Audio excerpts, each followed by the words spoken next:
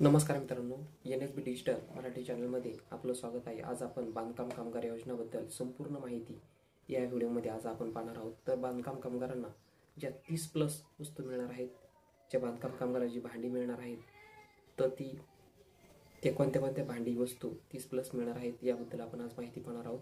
तसेच नवीन नोंदणी करण्यासाठी कोणत्या कागदपत्राची आवश्यकता आहे, तसेच या भांडी संच जो मिळणार आहे त्यासाठी बांधकाम कामगारांना कोणता फॉर्म भरावा लागेल, कोणते कागदपत्र लागेल याविषयी पण आपण आज माहिती पाहणार आहोत। तसेच नवीन नोंदणीसाठी कोणती कागदपत्रे लागतील, नोंदणी केल्यानंतर तुम्हाला कोणत्या योजनांचा लाभ घेता येईल, या संपूर्ण या व्हिडिओमध्ये आपण आज संपूर्ण अशी माहिती बांधकाम कामगार योजनेबद्दल पाहणार आहोत।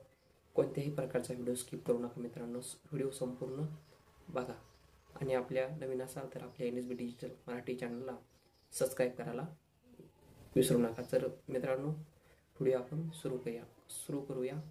संपूर्ण अशी माहिती बांधकाम कामगार योजनेबद्दल या व्हिडिओमध्ये दिलेली आहे। संपूर्ण अशी माहिती आपण पहा आणि आपली नोंदणी करताना कोणती काळजी घ्यायची या संदर्भात सुद्धा व्हिडिओ बनवलेला आहे। तर चला तर मग मित्रांनो, व्हिडिओ सुरू करूया।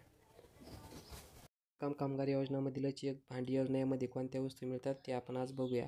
ताट 4 नग, वाट्या 8 नग, पाण्याचे ग्लास 4 नग, त्यानंतर पातेली झाकणासह 4 नग, त्यानंतर मोठा चमचा भात वाढण्याकरता असतो तो 1 नग, मोठा चमचा वरणाचा तो 1 नग, पाण्याचा जग 2 लिटरचा 1 नग, त्यानंतर 8 नंबर बघूया मसाल्याचा डबा ज्याचे 7 भाग असतात तो 1 नग, त्याच्यानंतर डबा झाकणासह 14 इंचीचा डबा आहे, त्याच्यानंतर 18 इंची 16 इंची अशी मिळून 3 नगाचा आपल्याला भेटतो, त्यानंतर परात 1 नग, त्यानंतर प्रेशर कुकर 1 नग आपल्याला मिळते, त्यानंतर कढई स्टीलची कढई 1 नग, त्यामध्ये स्टीलची जी टाकी असते टीप म्हणतो आपण तिला, ती 1 नग, अशा प्रकारे एकूण आपल्याला 30 वस्तू मिळतात। त्यानंतर या वस्तू मिळण्यासाठी आपल्याला पहिली नोंदणी करणे आवश्यक आहे।